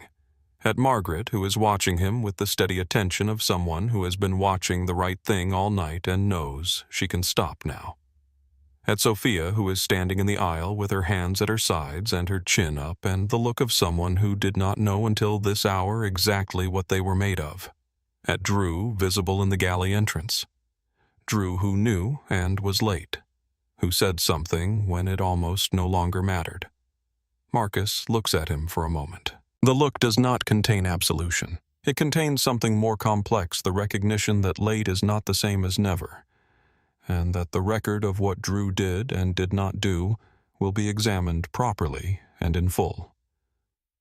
Drew looks at the floor. Marcus looks at Carolyn. He says, You have 30 seconds. The 30 seconds begin. The cabin is not chaotic. It is not celebratory. It does not perform relief or outrage or the theatrical satisfaction of a room that has just watched justice arrive. It is simply completely, absolutely quiet, the specific quiet of a space in which a truth has been established, and everyone present is in the process of absorbing its full weight. The businesswoman in row 3 has closed her laptop. She is looking at Marcus with the expression of someone watching something they were not expecting to see tonight and are not entirely sure how to hold. The honeymoon couple in row 4 are no longer watching the same screen. They are watching the same moment, their hands still joined across the armrest, their faces showing something that does not have a clean name, a combination of disbelief and recognition and the quiet gratitude of people who understand they have witnessed something they will carry for a long time. The white-haired man with the newspaper has folded it and placed it beside him on the seat. He has not taken his eyes off Marcus since the handcuffs were removed. Officer Gutierrez stands near the boarding door. He has 22 years of training and experience, and the professional composure that goes with them. He is not entirely in possession of that composure at this moment. He does not leave. Leaving would be the easier thing, and he does not do it. He stays, and his staying is its own kind of statement. Senator Owens is very still. The briefing portfolio is closed. The reading glasses are off. She is looking at the middle distance with the expression of a person doing significant internal work, the kind that does not produce outward movement because all the movement is happening underneath. Drew Talbot has not moved from the galley entrance. He is standing with his hands at his sides, not gripping anything, not looking at anything specific. He is doing the work of a person living inside a decision they cannot revise and must now carry. Sophia Reyes is still in the aisle. She has stopped being afraid. Not because there is nothing to be afraid of, the professional uncertainty is real and remains real, but because the fear has been surpassed by something else, something that does not have a name exactly, but that feels like having been present fully and at cost for something that mattered. Marcus is back in Suite 1A. He has returned to the seat. He did this deliberately, the return to the physical space from which he was removed, because the return is its own statement, small and undeniable and complete. He has adjusted the seat angle. His hands are folded in his lap. His phone is on the tray table, voice memo application closed, now its work done. He is not looking at anyone. He is looking at the rain on the window, which has not changed, which is still the same rain it was when Carolyn first walked toward him 17 minutes ago impartial and continuous and entirely indifferent to everything that has happened in the amber light of this cabin. The rain on the runway below blurs the approach lights into long ribbons of red and white. The cabin breathes. The 30 seconds are running. Marcus does not make a speech. He has 4 conversations, each one specific, direct, and precisely the length it needs to be. He does not raise his voice. He does not need to. The room is already listening in the way that rooms listen when something true is present in them, the way that silence becomes a different quality of silence when the thing being said inside it actually matters. The first conversation is with Officer Gutierrez. "Officer," he says, "your department will receive a formal communication from Sovereign's legal team regarding tonight's incident." He holds up a hand before Gutierrez can speak. "Not against you. Against the false report that brought you here." The language used in that dispatch call, the words non-compliant and verbally intimidating, are contradicted by the cabin footage, by 3 eyewitness accounts, and by the recording on my phone.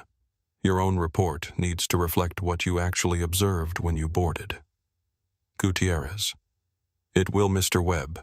It will be detailed and accurate." Marcus: "I know it will be. Thank you for your honesty in there." He says it without irony. He means it. Gutierrez made an error under false information. He corrected course when the information changed. Marcus has enough life experience to know the difference between that and what Carolyn did. The second conversation is with Diana. "I need the following to happen before we depart," he says. "A crew change for the head purser position effective immediately. The incident report filed to Corporate Operations, Legal, and HR simultaneously tonight before this aircraft lands in Chicago. And I need Drew Talbot's role in this documented. He was given correct information about the manifest and he stayed quiet. He spoke up eventually. Both of those things need to be in the record." Diana, writing on her tablet: "Yes, sir. Marcus. One more thing. The senator in Suite 1B will be traveling to completion on this flight. I do not want her touched or inconvenienced, but I want it noted that she was present for the full interaction and made a specific choice about her participation in it." Diana looks up from her tablet. He says, "I will handle that conversation separately." The third conversation is with the cabin. He does not stand to address them. He speaks from Suite 1A in his seat, in his hoodie, in the faded jeans and scuffed sneakers. He speaks in a normal voice that carries in the quiet. "I want to say something to the people in this cabin who saw what happened tonight and chose to stay present for it." He looks at Sophia first. "Standing up cost you something," he says to her. "It did not cost you nothing. I know what it cost, and I know when it happened, and I know that you did it more than once. That is not something that everyone does." He looks at Margaret. "You stood beside her," he says, "a stranger, with your paperback and your phone and your 32 years of knowing when something is wrong. I am grateful for what you did and for what you will put in writing." He looks toward Suite 2A. He does not address Nathan by name because Nathan is still technically a private citizen with a camera, and Marcus is careful about the specific privileges of that position. But he looks at Suite 2A and he says, "The people who documented this tonight did something important. Not for me, for the broader truth that this kind of thing is still happening and that it needs to be seen." He looks at the honeymooning couple, the businesswoman, the white-haired man with the folded newspaper. He looks at all of them. "This was not supposed to be your problem tonight," he says. "You bought tickets on a flight to Chicago, and you sat down, and you were supposed to get a glass of champagne and wake up at O'Hare. Instead, you witnessed something that most people experience alone, without witnesses, without cameras, without anyone to stand beside them." He pauses. "Your presence mattered," he says. "The fact that this happened with witnesses changes what accountability is possible. Thank you for not looking away." The fourth conversation is with Carolyn. She is still standing near the galley entrance. She has not moved. She has been standing in the same position since Diana said he owns this airline, and she looks in this moment like a person whose body has forgotten how to be casual, how to be anything other than what she is right now. A woman at the end of something. Marcus turns to her. He does not approach her. He speaks from Suite 1A across the space between them, and his voice, when it reaches her, is neither warm nor cold, but something more final than either. "Carolyn," he says. "I have been in rooms that tried to make me small for the whole of my professional life. Hotels where they sent me to a different door. Boardrooms where they assumed I was the catering staff. Aircraft where something in the posture of the person approaching me told me before a word was spoken what verdict had already been reached." He holds her gaze. "I did not build what I built by responding to those rooms with anger. I built it by being patient enough to outlast them." He pauses. "But patience is not the same as acceptance. And what happened in this cabin tonight is going to produce consequences that are proportional to what was done. Not because I am angry, because this is what accountability looks like." He says, "You have 30 seconds to collect your things and leave this aircraft." Carolyn opens her mouth. She closes it. She opens it again, and what comes out is, "I have union representation. I have 18 years of service. I have commendations and performance records, and I have the right to a review process before any." Marcus says Section 12, Paragraph C of your collective bargaining agreement covers gross misconduct involving falsification of security threats against passengers. It is one of the provisions that allows for immediate termination without the standard review process. He says it without emphasis, without triumph, with the specific flat delivery of someone for whom this is not an escalation, but a conclusion. Diana Marsh, without looking up from her tablet. Section 12, Paragraph C, confirmed. Carolyn stares. The union she starts. The review. 18 years. You had 18 years, Marcus says. And within those 18 years, you built something real. He says it without condescension. I am not dismissing what you built here. You genuinely excelled at parts of this job for a long time. What I am telling you is that those 18 years do not absorb tonight. They do not make tonight smaller. You lied to federal law enforcement about a passenger's behavior. You called my presence in a seat I own inappropriate, and you did it in front of 9 witnesses, 2 cameras, and a voice recording. He checks his watch. The simple digital display of someone who does not need a timepiece to tell anyone anything about him. 15 seconds. Carolyn looks for someone to stand beside her. There is no one. Drew is in the galley entrance looking at his feet. The cabin is still and watching. Carolyn, Marcus says. His voice is not unkind. It is simply final. Collect your personal items from the galley. You will receive your final paycheck and any accrued benefits to which you are entitled. The formal termination paperwork will be processed tonight. He pauses. And leave the badge. The silence after those 3 words is complete. The badge. Not her scarf, not her nameplate. The badge, the silver rectangle on her left lapel with the Sovereign Airways logo embossed in blue and silver, the thing she has clipped to the same place on the same style of uniform jacket every working day for 18 years. The thing she reaches for first in the morning when she gets dressed, the thing that tells her every day who she is. Her hand moves to it involuntarily. The deep reflex of reaching for something that has been there long enough to feel like part of the body. She looks at Marcus. He looks back. She unclips it. It takes 2 attempts because her hands are shaking. The first attempt, her fingers close, and then the clasp does not release, and she has to try again. And the second attempt, with the full awareness of 9 people watching and 1 camera running, and the finality of it settling over her like weather, the badge comes free. She sets it on the tray table of Suite 3. The nearest flat surface. It makes a small sound, lighter than it should be for something that weighed so much for so long. It sits on the tray table and looks exactly like what it is: a piece of corporate hardware, a badge number, and a logo, the physical token of an authority that has ended. From Suite 2B, Margaret Flores does not look at the badge. She looks at her book, which she has not opened in 40 minutes.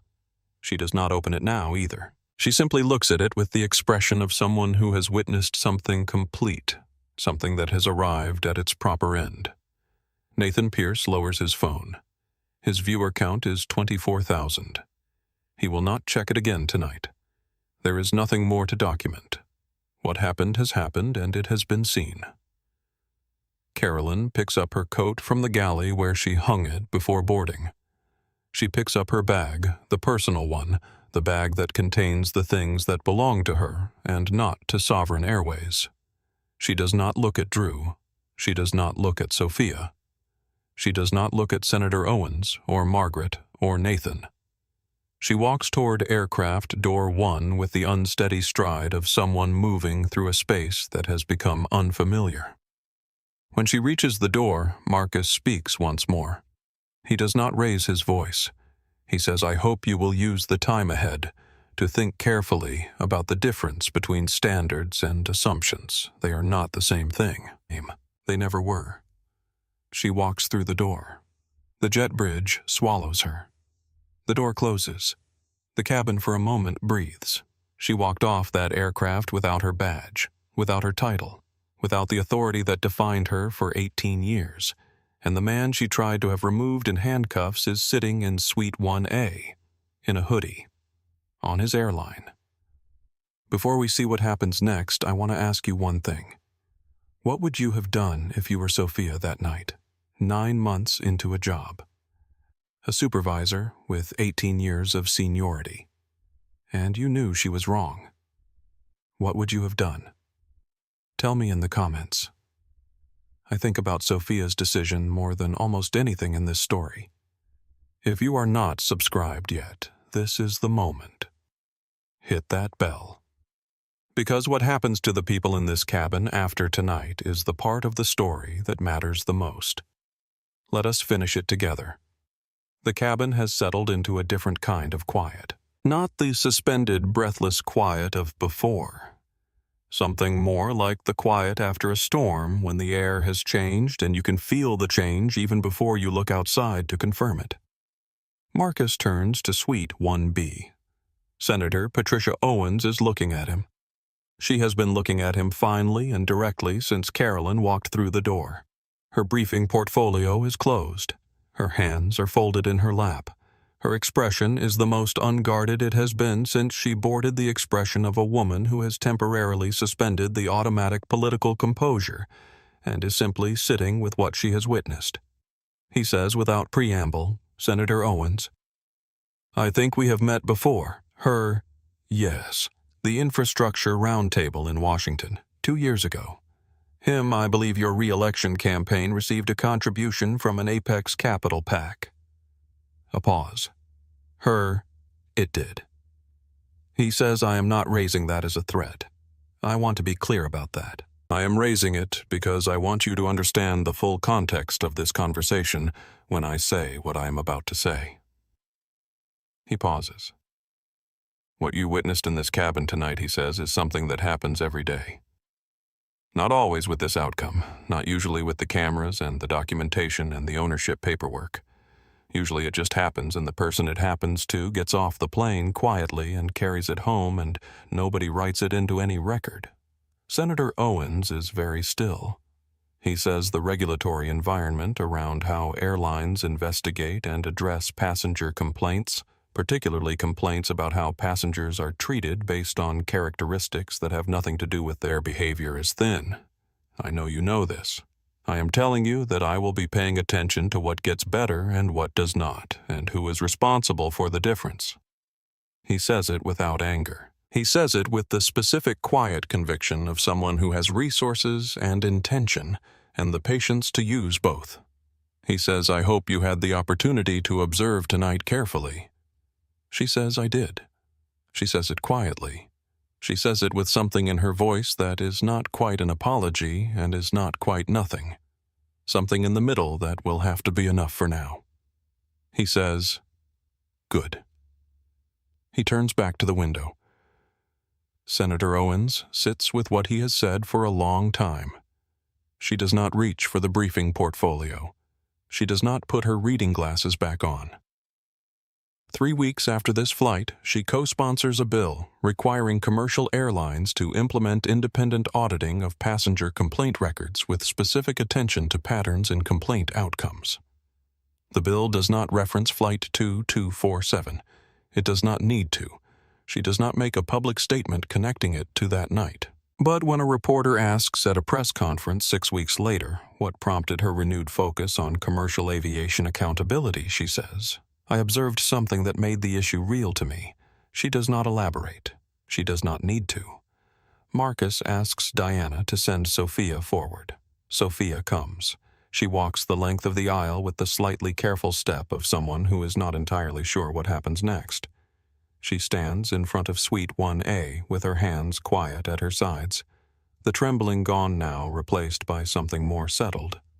Marcus says, "What is your full name?" "Sophia Maria Reyes," he says.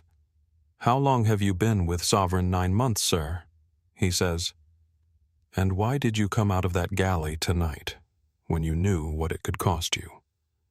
She considers the question with the seriousness it deserves. She does not reach for a clean answer quickly. She thinks about it. Then she says, "Because I knew what I had scanned at the boarding door, and I knew what the manifest said, and I knew what she told Port Authority.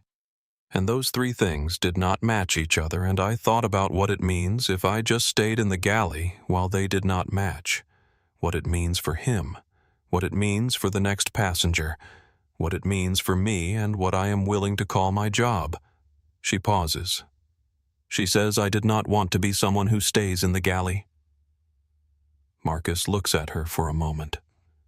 In that moment, there is something in his expression that he does not usually allow to be visible, something that comes from very far back from a Hampton Inn and a yellow legal pad and a mother eating cold rice at midnight from every version of the room that tried to close on him and every person along the way who chose at personal cost to say something true.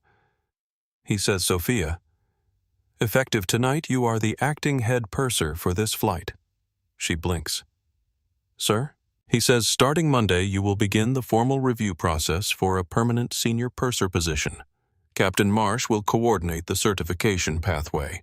Everything you need to qualify you will receive.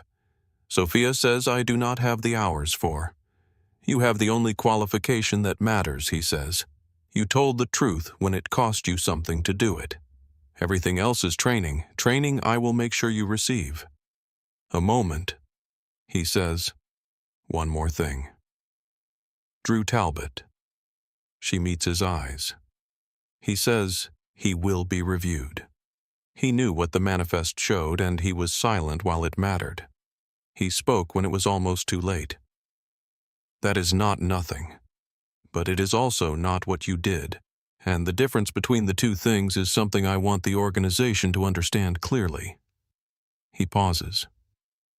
He says what Drew did and what you did are both in the record, and the record will be used to build the culture this airline needs to be.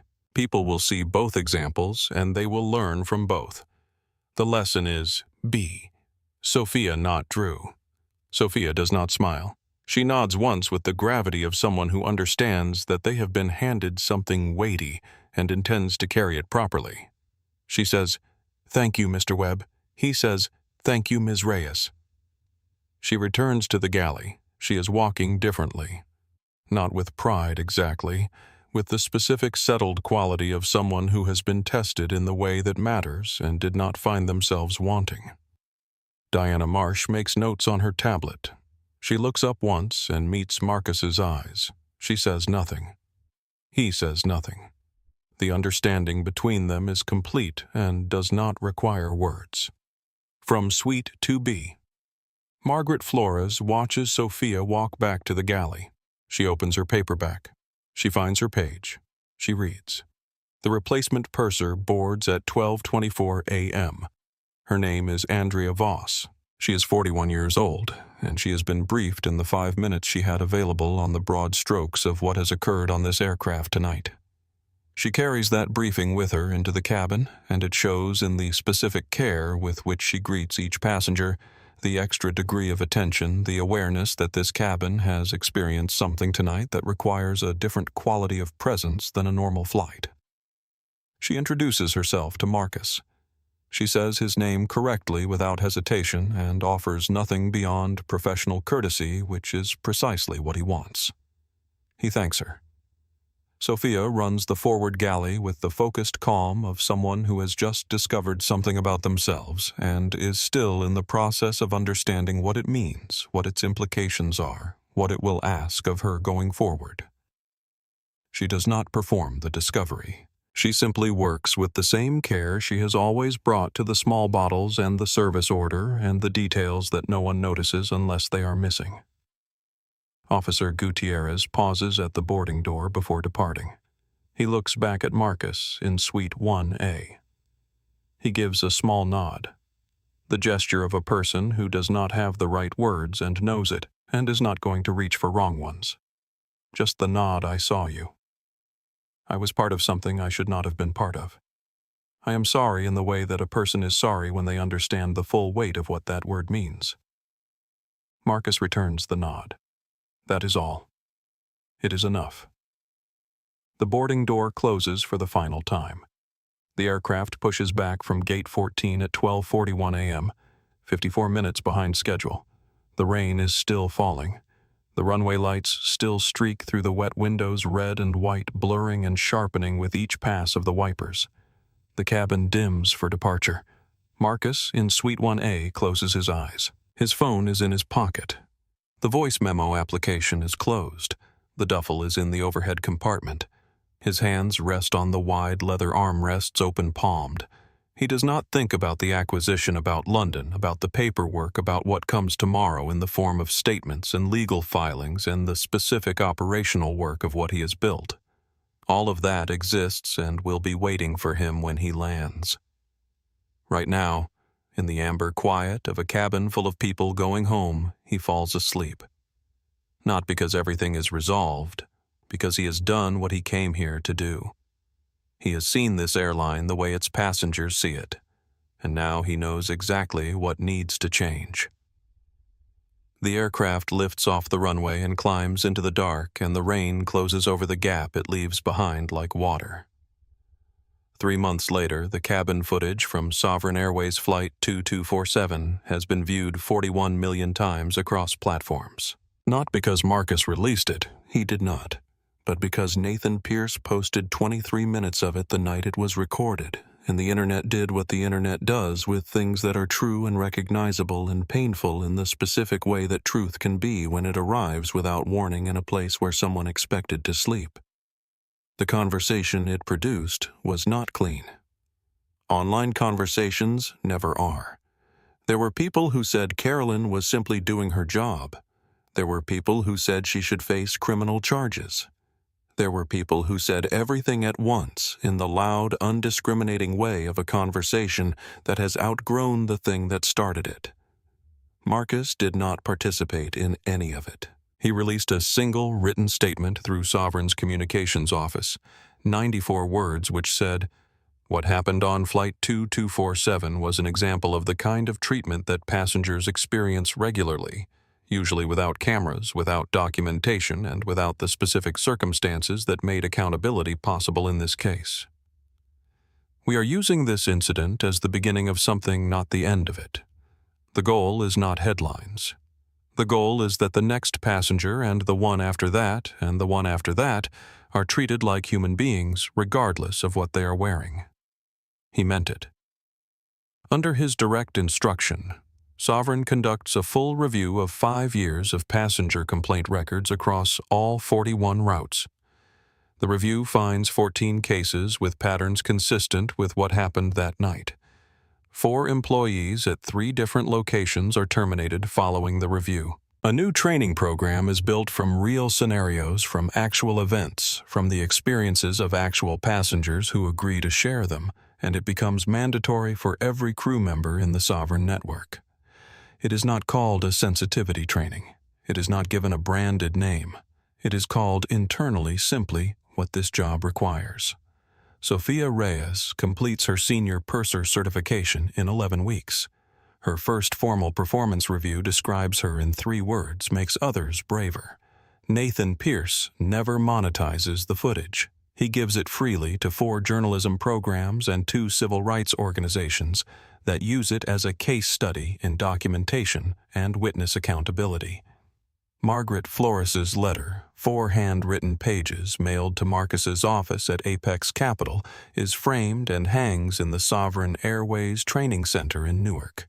Not for public display. For the trainers who work there, so they remember that ordinary people with paperbacks and phone cameras and 32 years of teaching 7th grade are paying attention and will say so when it matters. Drew Talbot resigns from Sovereign 2 weeks after the flight. He sends a brief formal email to HR and a separate, longer private message to Sophia. She reads it twice. She does not reply. She does not delete it. She puts it in a folder she has not named yet. 6 months after Flight 2247, Marcus boards a Sovereign flight at O'Hare. Economy class. Middle seat. Same charcoal gray hoodie. Same faded jeans.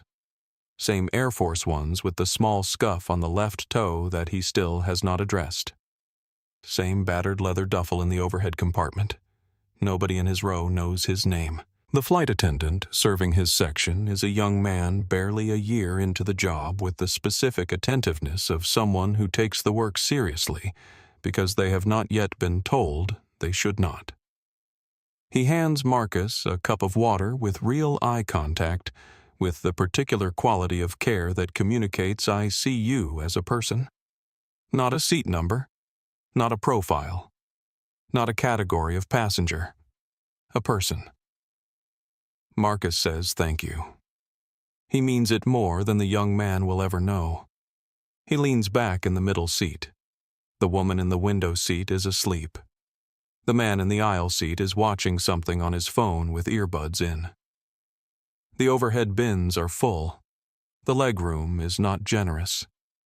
The ambient noise of the aircraft is the ambient noise of 200 people breathing and existing and going somewhere. Nobody is looking at him. Nobody is coming down the aisle to ask him questions. Nobody is deciding what he deserves based on what he is wearing. He is just a man on a plane, and that specific, ordinary, taken-for-granted invisibility, the freedom to simply exist in a seat on a flight without being questioned about whether he belongs there is the thing. Not the acquisition, not the FAA filing, not the boardrooms or the London hotel at 5 a.m. with 9 lawyers and cold coffee. This, the ability to close his eyes on a Tuesday night and not have to brace for the tap on the shoulder. He looks out the window.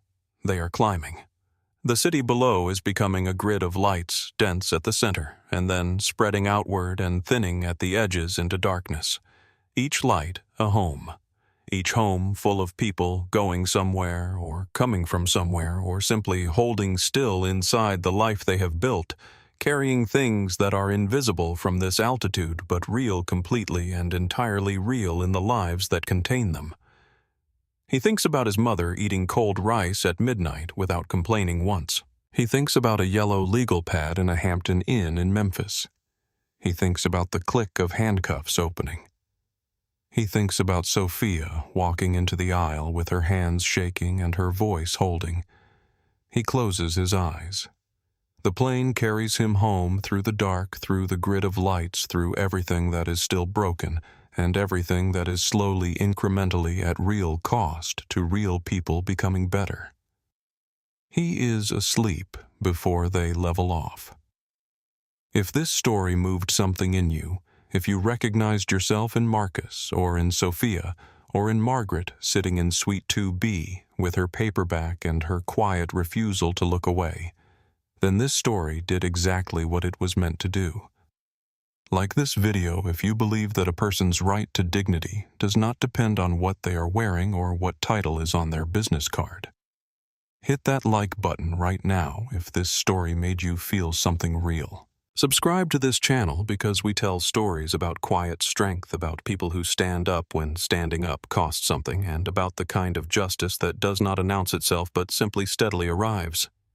If you are not subscribed yet, click that button and hit the bell so you never miss a story like this one.